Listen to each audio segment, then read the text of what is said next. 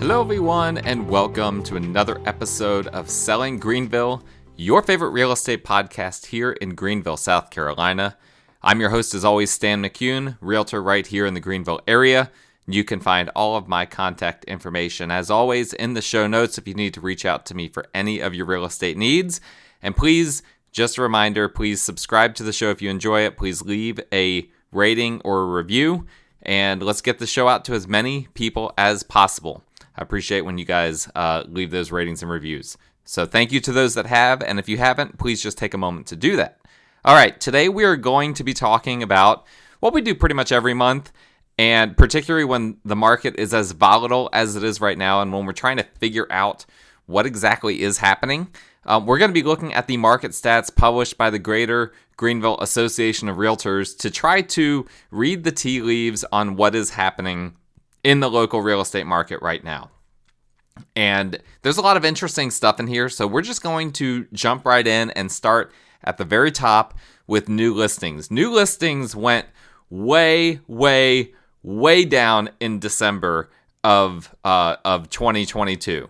I'm saying the lowest new listings number that we had seen since December of 2018, a 4-year low. So the market has really, in December in particular, really corrected, you might say overcorrected, for what was happening with demand going down. And we saw a massive decrease in supply, an insane, for it to be the lowest in 4 years, that is an insane number, because demand hasn't gone down to 2018 levels. Demand is still extremely high in comparison to what it was 4 years ago in the Greenville area specifically. Again, as a reminder, a few things that I need to make sure that I express here. When I talk about these market stats, these are Greenville, and my opinions are Greenville only. These do not apply to other markets, although there might be some resemblance, some similarities to other markets. And as well, I'm limited by the data that the Greater Greenville Association of Realtors provides. This data does get redacted in future months, and so there's one particular data set, the pending sales number, which is usually way off for the most recent month. We'll get to that in a second. Anyway, those are a few things that I want to hedge. But in the Greenville area, we saw a massive plunge in new listings in the month of December. But then we saw in January, so this past month, which is the primary month that we're looking at, because obviously we don't have February numbers yet. January hopped all the way back up from what it was in December. We had 945 new listings, which is that's like nothing. That's like 30 listings per day. January hopped back up to 1,380 listings. That is a 7.5% increase year on year. Why is that important? That's important because we had 3 straight months and 4 out of 6 months of year-on-year declines in new listings. So we had a 7.5% increase year-on-year in new listings, and an even bigger jump month-on-month, obviously, from 945 to 1380. So it seems like I don't want to draw any massive conclusions from this, but for sure, listings that would normally have been in December, for whatever reason, people waited until the new year to list their homes. And I don't know if that was an overcorrection as a result of, okay, the market's slowing down, plus we've got the holidays, we're just going to wait until the new year and see what happens. I don't know if that was because mortgage rates started to taper off and people were feeling a little bit more optimistic, and so they started listing more houses in January. I don't know. I'm curious to see what happens with this number, because as you probably know, since we've last kind of talked about these numbers, now people are expecting mortgage rates to go a little bit higher than what we originally thought this year, because all of these jobs reports and different things that are coming out would lead us to think that the Fed is going to keep pushing up their funds rate, their interest rates, and that then in part is going to drive up mortgage rates. In fact, this past week we already saw it happen where mortgage rates went up basically half a point, which is a massive increase in 1 week as mortgage markets immediately responded to the jobs report numbers. So all of that to say, it does appear that a lot of these new listing numbers are tied to these other things. People aren't wanting to list their home if they don't think they can afford a home to buy, which makes a lot of sense. So we'll have to keep track of this. But that January number, that was a higher number. That was our first year-on-year increase in new listings since September of 2022. Again, to reiterate, some December listings appear to have been baked into that, but we'll have to continue to keep track of that and see what happens. All right, pending sales. Pending sales, this is the one that I just said is going to be inaccurate, highly inaccurate for the month of January, but we can still piece together some things from this. All right, so first off, we're going to go back to the month of December because that should now be accurate. So originally, and this is why, I'm just going to show you guys because you're probably like, why does he always make this hedge about pending sales? Here's what pending sales for the month of December said in last year's GGAR market stats. In last month's GGAR market stats. I'm trying to multitask here and it's not working. So when they published the January market stats, which covers the month of December, they said the pending sales for the month of December was 548. And that also impacts the months of inventory, month supply of inventory, which they had at 2.7. For now, the February market stats, when they revised the December numbers, it knocked up those pending sales back up to 767. So that's a big difference from, what did I just say, 500 something, 548. That's a massive difference. I don't know what the percent difference is, but it's big. It's big, right? So that's why we can't really look at the most recent month's pending sales because it's this way every single month. I've been tracking these market stats for years, and every single month the pending sales numbers are lower than they should be. But we can look at the trends leading up to the month of January.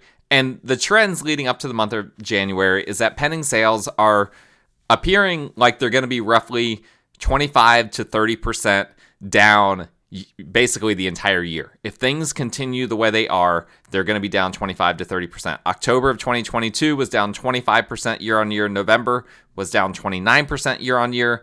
December was down 28.8% year on year. And I expect something very similar for January once next month's stats come out, and then we can see the revised number for January. I'm expecting it to be kind of in that 30% range. So pending sales are down, and obviously that then impacts closed sales, and that's exactly what we've seen. December closed sales were down 24.3% year on year. In January, it was down 31.2% year on year. If you're curious about those numbers, it was 767 closed sales in January of 2023 in this past month, versus the previous year, it was 1,115 sales for the month of January 2022. So that's a big drop off, and that's also a very low number. That is the lowest number that we've seen since January of 2019. So here we go again, where we have a 4-year low in closed sales, and again, that's a 31.2% decrease year on year. So the real estate market is contracting right now. That's just the reality of the situation. The least number of closed sales in 4 years. And I talked about this, last week, I think, how I was talking to other realtors, and we were discussing about just how slow the beginning of the year was, and that's what's reflected here. 767 closed sales. You know how many realtors are in Greenville? There's like 4,000 realtors in Greenville. And some of those 767 sales would have had a dual agent. So it's pretty safe to assume that less than 750 realtors this past month made any money. And that's insane. That is insane to think about for the Greenville market. All right, days on market until sale. I've been saying this number is going to keep going up, up, up because so many sellers didn't adjust to the shifting market. They listed their homes too expensive. They were, assuming that their homes would keep going up in value at the rate that they had been. They didn't know what they were doing. They got greedy, whatever the case may be. And we've been seeing this number going up roughly 60% year on year for each month, basically for the past 4 months. And January was no different. The number climbed all the way up to 49 days on market until sale. That's a 58.1% increase from 31, which is what it was in January of 2022. Now, just a reminder, days on market until sale, it's the average number of days between when a property is listed and when an offer is accepted in a given month. I think this number is going to continue to go up, and I've been saying this over and over and over again because all of these people that didn't adjust for the market as the market was adjusting, when they listed their homes for too expensive, now their homes are lingering on the market. They're getting stale. Eventually, they will go under contract, and eventually, a lot of these, homes that are being built by home builders that are listed in MLS, eventually they will go under contract as well. But if they've been on the market for 90 or 100 days, that's going to drive the number up. So as the absorption rate for some of these homes that have been on the market for a long time goes up, and as these homes start to sell, again, we're just going to keep seeing this number go up. So we'll keep tracking it. I expect it to plunge well into the 50s the next time we're looking at these market stats, and it may keep just going way up from there until we absorb a lot of these listings that have just kind of been lingering on the market because they've been overpriced. Now, here's an interesting one: median sales price. This is one of the most important numbers that we look at. This is really a good judge of what the market is doing. And as I've discussed a gazillion times, but I'm going to mention it again, this isn't necessarily a one-to-one correlation with appreciation, because part of what goes into a median sales price when you're looking at the entire market, obviously, if a bunch of really cheap homes or a bunch of really expensive homes come on the market or don't come on the market, that seriously impacts this number. But this is the closest number that we have to kind of tracking whether the market is appreciating or is potentially in a depreciative market. And so we've seen now, going back to September of 2022, we had seen 4 straight months of declines in this number. January bucked that trend. January, the number jumped back up to a 7% increase year on year from 280,000 in January of 2022. It went up to 299,540 January of 2023. Now, I think a lot of this is impacted by that we had some more expensive homes sell in January than we normally do. And so I think that is an impact on this. But at the same time, I think what this is telling us, and I've been telling you guys this pretty much every month for the past several months, I've been waiting to see, does this median sales price dip below 285, or does it come within range of 285? That's kind of the number that would make me think that we're actually seeing home prices going down. And when we looked at December numbers, it had gotten down to 296, and so it was like, okay, maybe there's a possibility that we will see that prices have started to go down below their seasonal norms. But now it's jumped back up to 299,540. That tells me, and with the 7% year-on-year increase, at least for the moment, it's not looking like we're seeing any sort of actual prices go down. Again, this is not a perfect way of looking at it, but there isn't a perfect way to look at it. This is the best way, the best simple way for us to assess this. Now, as I've said before, this median sales price, it does not account for seller concessions. So we can't, I would have to do a lot more digging in order to figure out, okay, what about closing costs? Because sellers are having to pay a lot more closing costs than they've paid in the past for buyers. It's finally come back, right? It's been 2.5 years basically since sellers have had to pay any buyer's closing costs. That used to kind of be the norm. unless it was a bidding war, multiple offer kind of situation.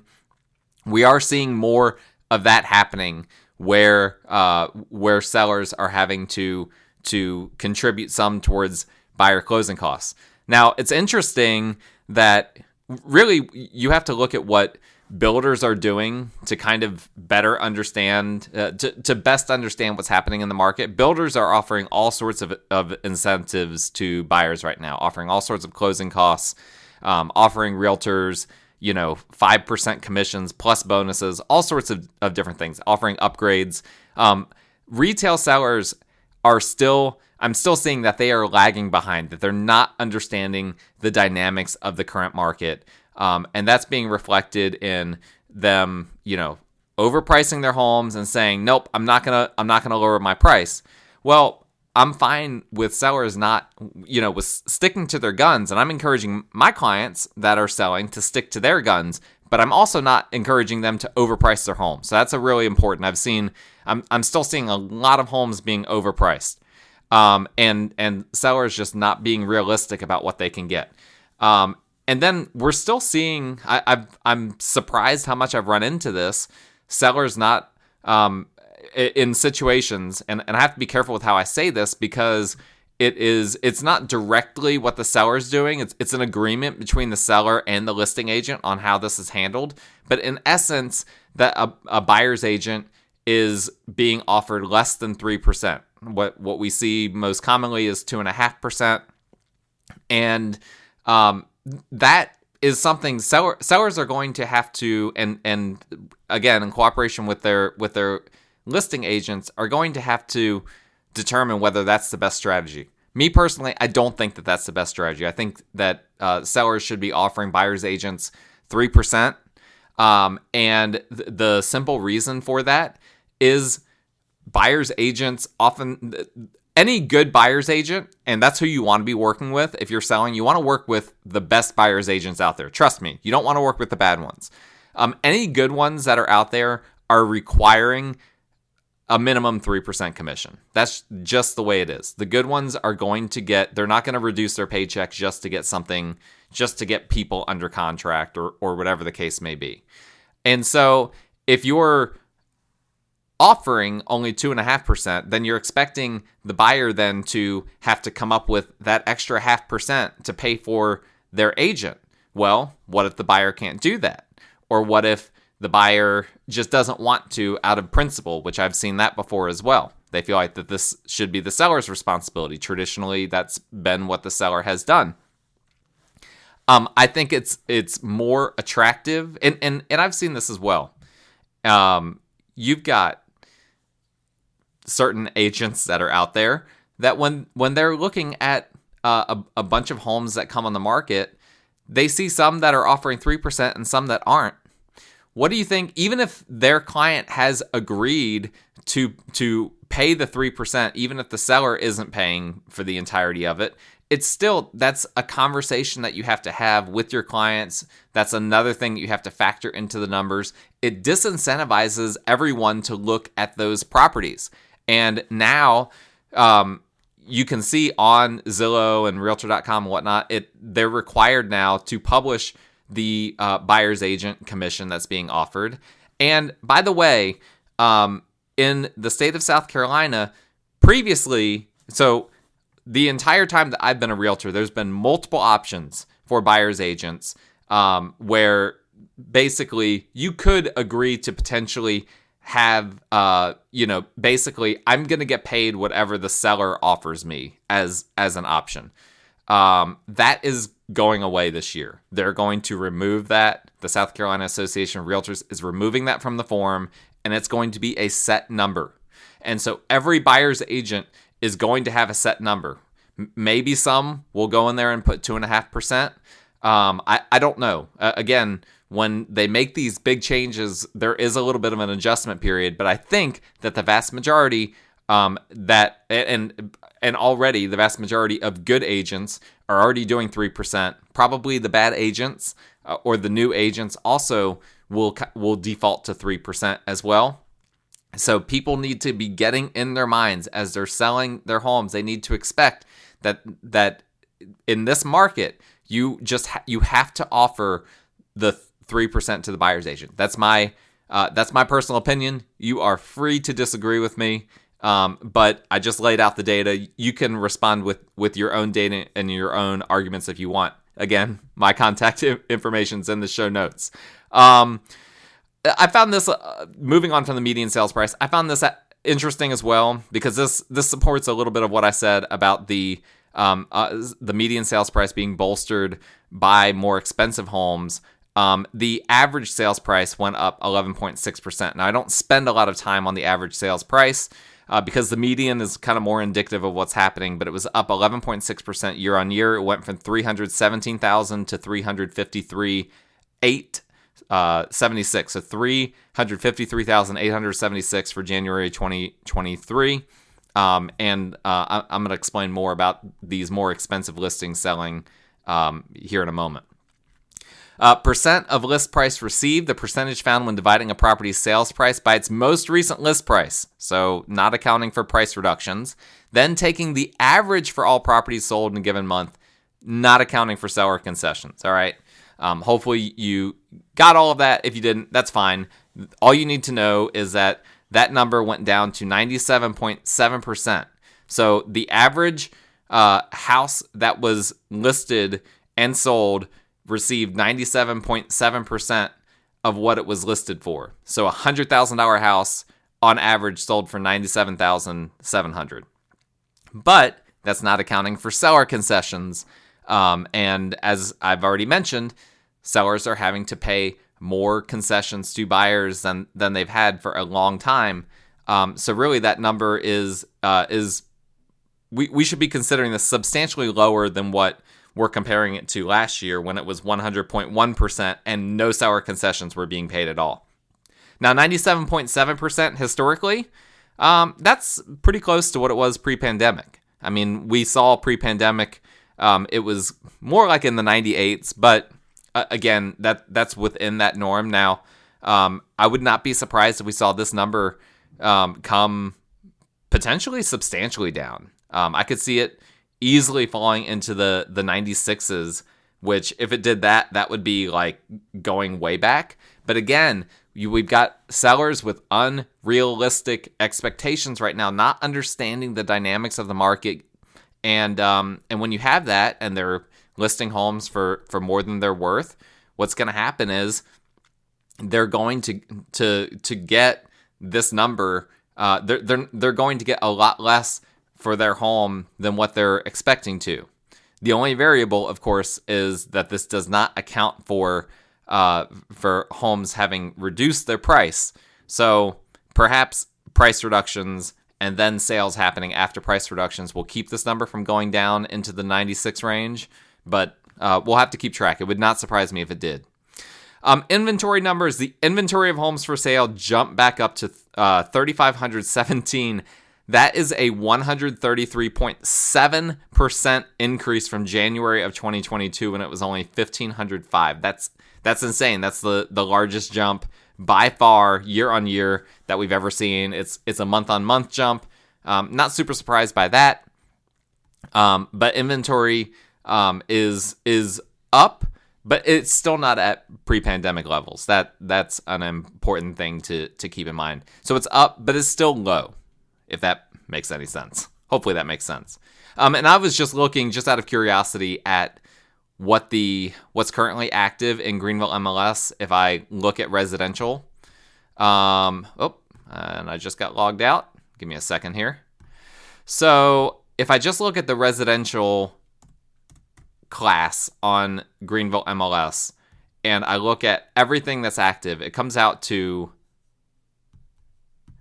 2,719. Now, I don't think that this is the same thing as what GGAR is looking at. I think that they must be looking at everything that's active and everything that's also under a contingency contract, because for whatever reason, I don't know why, contingency contracts are still listed as semi-active, if that makes any sense. Like, they're still that's considered an active category, even though it's under contract. If I do that, then the number, if I include those, then the number jumps up to 3,708. So that's pretty close and a tick higher than what these January numbers were. But to me, I feel like the real number is more of 2719. I feel like that's more accurate because that's the homes that aren't actually under contract. Now, we know that a lot of inventory right now is being bolstered by new home construction. And so if I look at the age of these homes, the approximate age, and I take out everything that has already been built. So I'm only going to include to be built, under construction, or new/never lived in. All right. When I included everything, the number was 2719. When I only include new construction, that number is 1431. So over half of the active inventory is new construction. So again, new home builders still, it's still a tough time for them right now. If you're listing your home for sale as a retail reseller type of home sale situation, there's not as much direct competition with other sellers. You're competing more with new home construction. So that's just something to keep in mind as well. Month supply of inventory for December, I already mentioned it was 2.5. That's actually that was a decrease from November when it was 2.7. So very, very interesting number there. You know, we're kind of expecting month supply of inventory to go up, but it went down from November to December. Now, January it's saying 2.8, but that is inaccurate. As I've already said, this number, this month supply of inventory is pegged to pending sales, and pending sales is always wrong for the most recent month. So I expect this number to be probably either right there again at 2.5 or perhaps at like 2.6. Next month, we'll see for sure, and then we'll be able to answer it. But the year before it was only at 1 month of inventory, but we knew that wasn't sustainable. But in the mid twos, still very, very low. That's still historically an extremely low number. And so again, if mortgage rates start to really pick up, like if we see mortgage rates potentially hit 7%, something like that, on average, 7 or higher, then I think we could start to see these inventory numbers really go a lot higher than they've been.